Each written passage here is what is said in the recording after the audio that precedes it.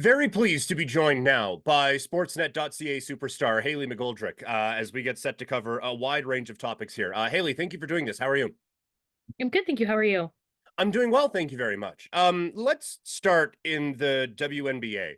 Caitlin Clark has been getting a bit of attention. I'm sure you have noticed. Her play has got a lot of coverage, and then the coverage of her play has gotten a lot of coverage, and that coverage has gotten coverage as well. It has been quite the I don't want to say circus because that I think puts maybe a bit more of a negative connotation on it than I want, but it's been quite the spectacle. Caitlin Clark in the WNBA so far. Let's start with how she is playing the sport of basketball. I think that there have been maybe a few nights that have been a bit more frustrating for her than she would have been used to, but that is the adjustment coming into the pros. What have you made of her transition here into the WNBA?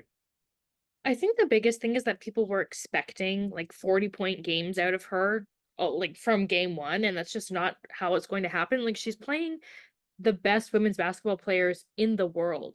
And she's been doing pretty decently as well. Of course, there's some games I know when she played the Liberty, they held her to 3 points. It wasn't a great game. But other than that, she's had some really good showings. But again, I think that the expectations are just so high for her because she was so good in college. But the transition from college to the pros is so different for any athlete, really. And I get that there are some anomalies and there are some players who are stellar from game one as soon as they step in the pros. But that's just not how it's going to happen. And of course, there's been some physicality as well. It's a physical league. You know, she's been getting tossed around a little bit. Some of them more flagrant than others, of course. But I think, yeah, I think expectations for her have just been so high. And also, she was the number one draft pick, which meant she was going to a team that didn't do very well. And the Fever have not been good in quite a few years. That's why they got Aaliyah Boston last year as well. So I think she's doing fine for herself. She's going to have off games. She's still adjusting, but I just think people expected so much out of her from day one. And so people are disappointed because she's not putting up 50 points the second she stepped on a WNBA court. Yeah, she's not the combination of LeBron and Steph Curry at the same time in their peaks, 13 games into her pro career. How dare she? Like the expectations are insane on her, and it felt like there was no way she could possibly live up to them, regardless of what she did. And now she's just having a good rookie season, and it feels like it's the sky is falling. Yeah, exactly. Like she's doing fine. Like she's adjusting well. She's had some really good games. She's had some off games. You see players a decade into their career who do the exact same things. They'll drop 40 points one night and have a stinker the next night. Like it is what it is. That's being a professional athlete playing in the pros. You're not going to be perfect every single game. Right. Jason Tatum has had two bad games in the finals. Like he's one of the best players in the world. So, like these sorts of things happen. When you look at her game and kind of now adapting it to the WNBA style, is there a part of what she is doing that she needs to kind of work on and grow on? Like where is the growth and where does it need to come from for her? I think the biggest thing for her is that, like, she has to adjust to the physicality. And again, like, there's been some instances where they've just been completely like flagrant fouls. That's not something you need to adjust to. But for sure, you see her go up to the rim sometimes, and you're going up against players who are 6'6", some of the best blockers, defenders in the league, and you're not going to get that shot up. That's okay. You know, she does have good court vision, maybe using that a little bit more. She's got some great players on her team. Kelsey Mitchell's a really good scorer. Obviously, Aaliyah Boston's really good in the paint, getting the ball to them a little bit more, but she has been doing a good job of to begin with. But I think it's just like an adjustment thing. Like you said, she hasn't even played 20 games in the WNBA yet. Like she's still growing. I'm sure she'll find her shot. She'll find her rhythm. She is playing some of the best defenders in the world. So you're not going to get the space you probably would in college. You're not going to be able to fake people out the way you would in college. But I think it's just a matter of time. Like there's nothing that looks super, super concerning to me, at least, about her game right now. It's just she's a rookie adjusting. Yeah. And the playmaking thing I think is interesting because not only are you playing against the best players you've ever played against, you're probably also playing with the best players you've ever played with. And so that can be a bit of a thing where you're used to like, all right, hop on, let's roll. I'm gonna get 40, we're gonna score 60, and we're gonna try to win this game. You have teammates that you can use now, maybe a little bit more than you could in the past, with all due respect to former Iowa teammates and whatnot. No, absolutely. I agree. And you see some of her teammates, like Kate Martin is doing great on the Aces. They love her.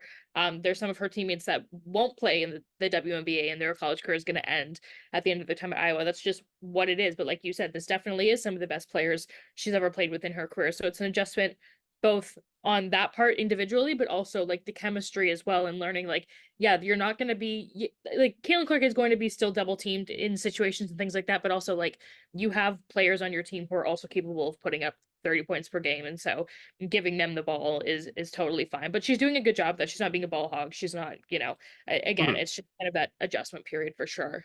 No, totally.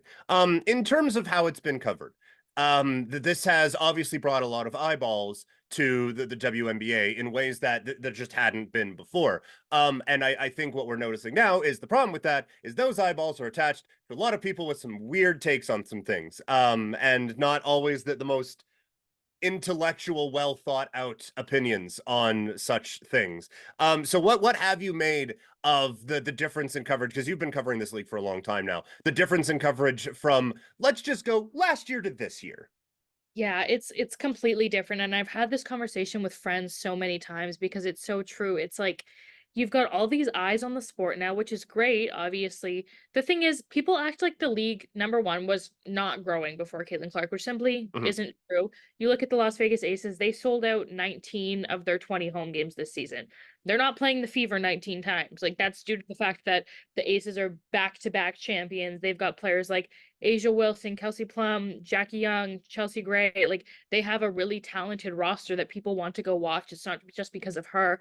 And I think the biggest thing too is that people who they might be basketball fans, but like watching the NBA for the last 20 years does not equate to knowing women's basketball, especially knowing the players and everything. You might know the game and the mechanics of the game, but knowing the players and the circumstances. And I feel like there's just so many people now who have been watching women's basketball specifically, maybe for the last 4 months, essentially since March Madness and then to now, or even if they were watching Caitlin Clark in college, they weren't paying attention to the WNBA until now. And then all of a sudden they've got all these opinions on players and teams, and it's like, what? Like you don't even really have to be around that long to understand teams and their lore and things like that, but just kind of like catching up, like educating yourself, but they just don't do that. They literally just have an opinion and roll with it. Like the whole discourse when Asia Wilson got her shoe, and people were saying, "Oh, Nike only did this because Caitlin Clark got a shoe." And it's like, obviously, yes, they would have had to be in development for a little while, but they also the shoe's not coming out till 2025, so it's still a long ways away. So I think they kind of sped up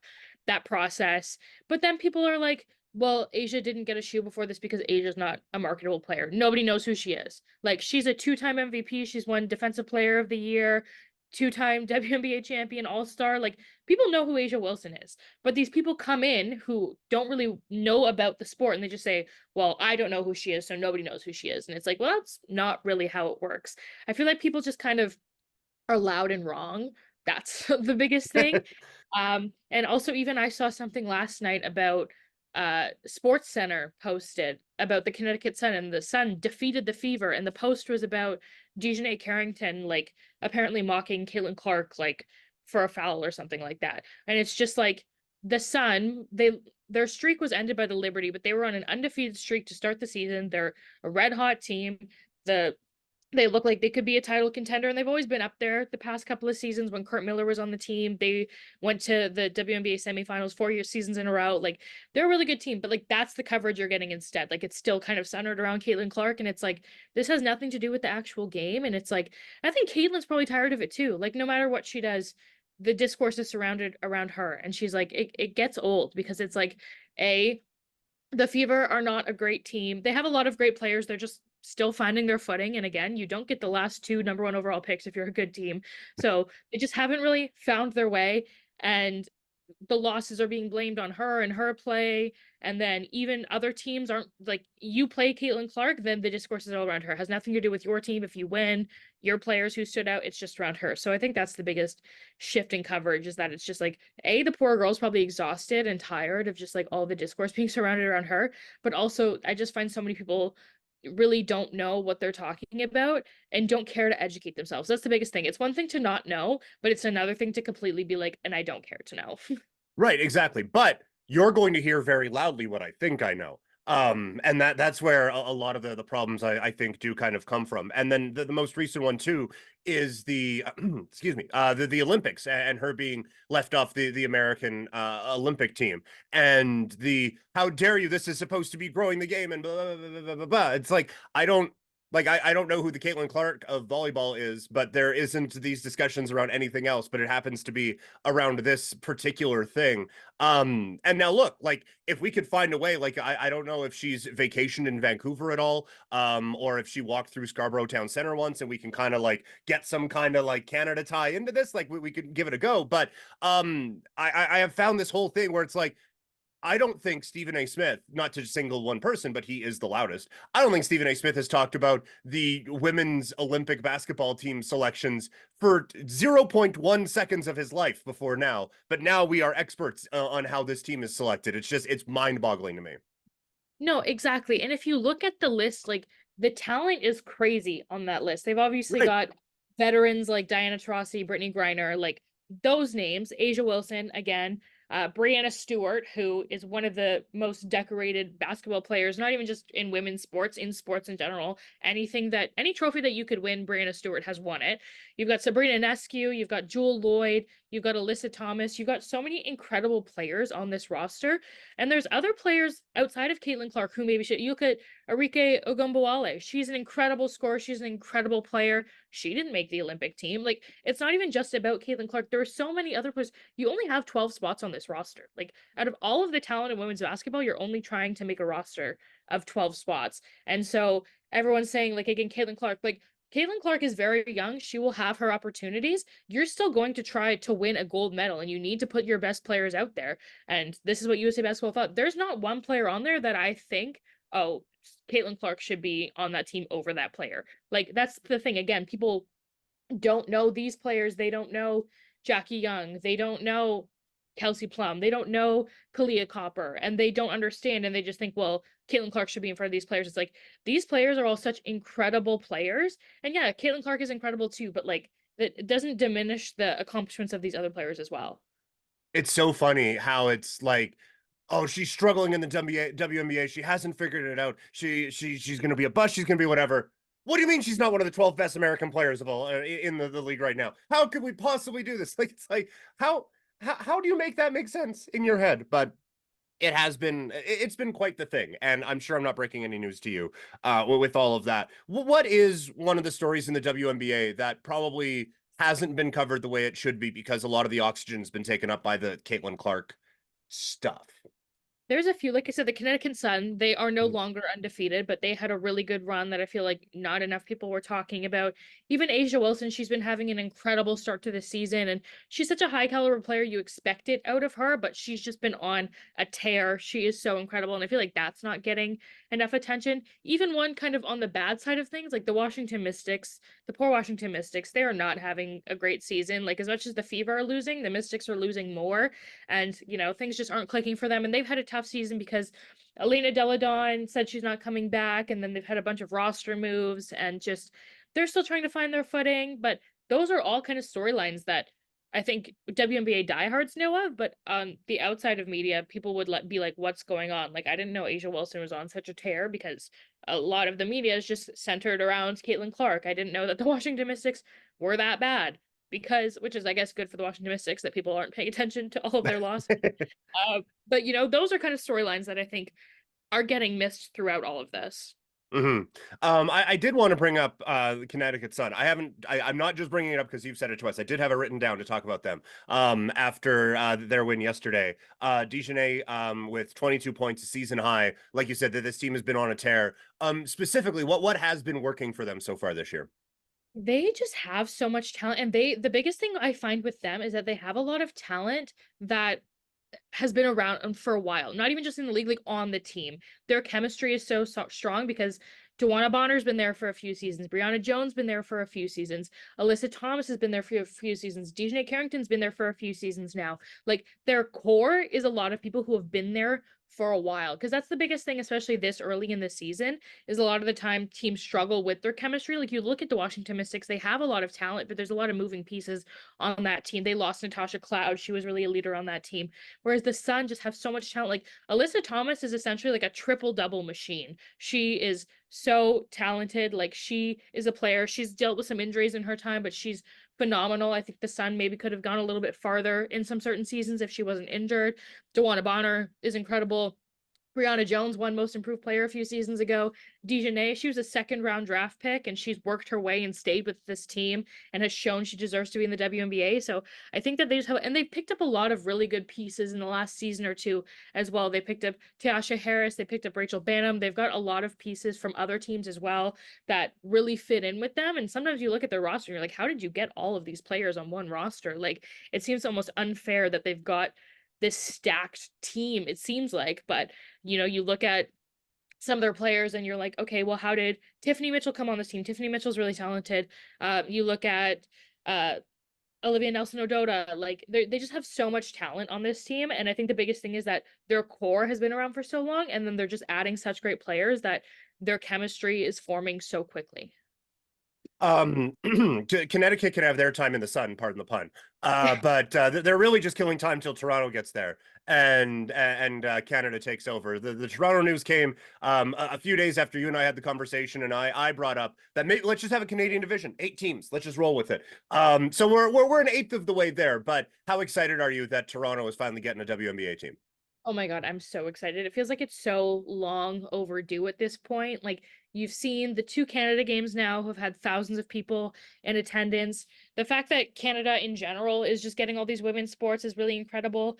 But I think that it's been a long time coming. This is obviously a country, not even just Toronto and the province, but the country loves basketball. You've seen how they rallied around the Toronto Raptors, and you see how they support both the senior men's and senior women's Canadian national teams, even the 3x3 team that's going to Paris. Like, this country just loves basketball so much. So I feel like it was only a matter of time. And I think it was a little bit disheartening when the MLSE bid was rejected because people thought that was the only way. So it's really great to see Larry Tannenbaum go out with his private group and do this, because I can see, like, already going to Coca-Cola Coliseum is huge because that holds almost 9,000 people.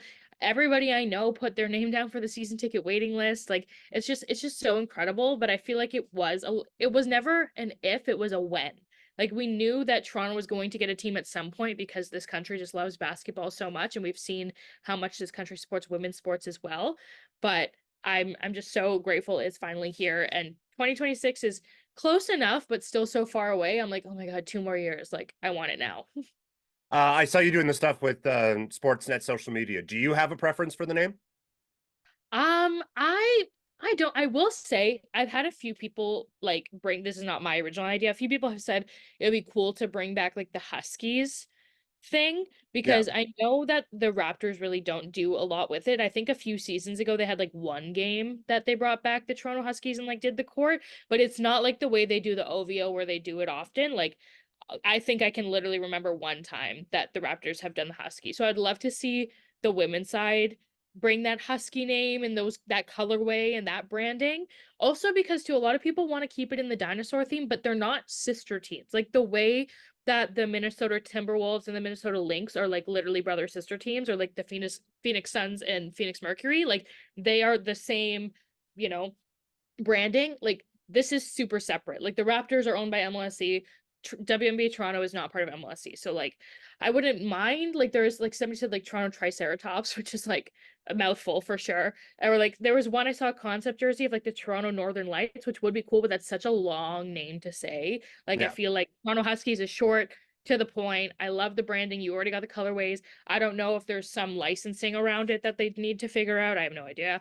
But if they could make that work, I really like that, because it's like, again, there's not really a link between them and the Raptors, so it doesn't need to stay in the dinosaur theme. It doesn't need to be that. So I think the Huskies would be cool.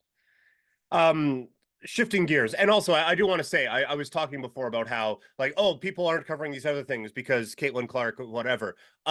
Absolutely, people who are clicking on this YouTube video, it's going to be a Caitlin Clark thumbnail, and Caitlin Clark's going to be in the title. Like, I am like just as much of a hypocrite as everyone else is. So I just want to be my self-aware self and let everyone know. Before I let you go, you were at the Formula One race in Montreal this weekend. That I am, first of all, incredibly jealous. It's awesome you get to do that. What is, like, the race was what it was. What is covering an F1 race like, and what is that like compared to the plethora of other things that you have covered in your time in media? It's interesting because I will say there's a lot of like high profile people there. And the biggest thing is that, especially in Formula One, I feel like the access to the athletes is so limited. Like, so for both or Ferrari, McLaren, and Aston Martin. So there was a session with Charles and Carlos. They each got like 10 minutes. Lando, 10 minutes. Lance was a little around 10 minutes. It was mostly French media, so they let them go a little longer so they could have just like a little space with just French media. But the access is so limited. Like I've reached out for one-on-one interviews and like they don't do that. Even like Mercedes Lewis doesn't even do anything in the paddock. He does the TV interview when they were like sit on the couch and like they whatever. But that's like all Lewis really does. He doesn't have like an open media session the way some of the other athletes do. They do it in scrums. It's very limited. It's very like that's it. I had a friend even tell me he interviewed one athlete, and he asked a few questions, and then their team was like, "No, you have to redo the interview. Like, you can't use those questions." So they're very particular with what you ask. Even last year when I interviewed Daniel Ricciardo, it was amazing. He's amazing, but like they asked me to send the questions ahead of time, which like in journalism you usually don't do that. You usually just ask them, have a conversation as you go. But I had to send them ahead of time so they could be approved. So it's really like high profile, and I get it because it's like they're high profile athletes. It's a very, rich, high profile sport. But yeah, it's really different. And it's also they give you like 10 minutes and also they schedule all of the medias like back to back. So like once Lando scrum was done, we were running to the Ferrari hospitality tent to go interview Charles and Carlos. And then after that, I had a few minutes and then it was Lance Stroll's. Like it's very just like you get 10 minutes and that's it. And so that's the biggest thing. Like I feel like it's a little bit harder to build relationships with the athletes. Of course, there's some of the media who are there at every single race, the people who work for ESPN or Sky Sports or whatever who travel. But for us, like Canadian media, it's like you literally get 10 minutes with this athlete. Like I had a question I wanted to ask and I didn't get a chance because it was just like, okay, that's 10 minutes, goodbye. So it's very chaotic. It's obviously a lot of fun. It's a very cool sport. I will say I think that a lot of the athletes in F1 are very open. Like it's not really like PR answers, like as much as sometimes their people don't really approve of the questions or whatever. Like they are very open and honest with the media, which I really like. Like a lot of them were being asked about the changes that are coming in 2026, and some of them had, some good things to say, some of them had some bad things to say. Even with Carlos Sainz, obviously he doesn't have a seat at Ferrari next year, so where is he signing? And he said himself, "Oh, there I've seen rumors of myself from Mercedes, like I don't know what that's about." Like, and he could be bluffing, of course, but they say these kinds of things. They're very open and honest with the media. And so it's a lot of fun, but it's very high intensity. And it's also just like the access to the athletes is so hard to get. So you really got to make the most of it because it's not like other sports you can have a 20-minute conversation. It's like a sit down, chill talk. You're literally like, you have 10 minutes and there's also 30 other people here, so you better make the most of it. Yeah, I've always kind of got the sense, just looking from the outside looking in, that it was like you're going to get what you get, and you're going to be damn grateful for the opportunity. Like they just they know how popular they are. But it's nice that the drivers kind of don't fall into that. Like thinking of how much Verstappen was ripping the Vegas race last year before he won. And just like, could you imagine Connor McDavid going into Florida like, oh yeah, this was bullshit, the entire thing, just awful. Like I can't imagine any of that would happen. And so it's nice that they're a bit more open about things than maybe the company that employs them is. No, absolutely. They're very good about it. They're very open and honest. It's not like PR answers. They're very good about it. It's just like they will give you their open and honest answers, but you've got the shortest window ever to try and get them out of it. Hayley, this was awesome. Thank you so much for doing this today. What do you have coming up, and where can people find your work? I have, well, the Olympics is probably the biggest thing. I've got some Copa America stuff coming up as well. Obviously, WNBA coverage will continue. So that's all coming up. You can find me, my X Twitter is at Goldie on Sports, and you can find most of my writing at sportsnet.ca. Awesome. This was so much fun, Hayley. Thank you so much. Thank you for having me.